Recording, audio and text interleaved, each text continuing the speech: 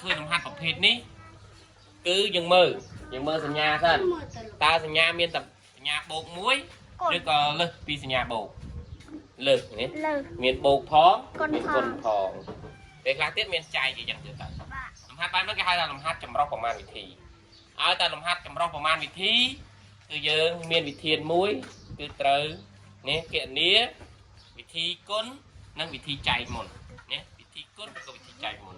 បាទនេះមានគុណយើងគណនាវិធីគុណមុនដាក់សញ្ញាស្មើមកចឹងមានន័យថាមានបូកមានគុណចឹងចម្រុះប្រមាណវិធីហើយចឹងលំហាត់ប្រភេទនេះគឺមានវិធានមួយគឺត្រូវគណនាវិធីគុណឬក៏វិធីចែកមុនចា៎នេះយើងគណនាវិធីគុណមុនចឹងកាលណាគណនាវិធីគុណមុនអា3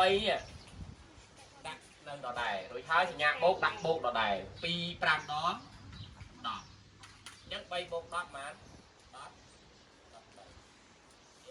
ចាំមើលនេះមើលគាត់តែច្រាត់លេខនេះទេប៉ុន្តែតើចម្លើយវាដូចគ្នាឬអត់អញ្ចឹងយើងចាប់ផ្ដើមសារលបងទៀតអញ្ចឹងអានេះមានបូកមានគុណអញ្ចឹងយើងគណនាវិធីគុណមុន2ដាក់2ដដែលសញ្ញាបូកដាក់បូកដដែល3 5ដង10 15អញ្ចឹង2បូក15ស្មើប៉ុន្មាន10 ងាយនេះលំហាត់បែបហ្នឹងណា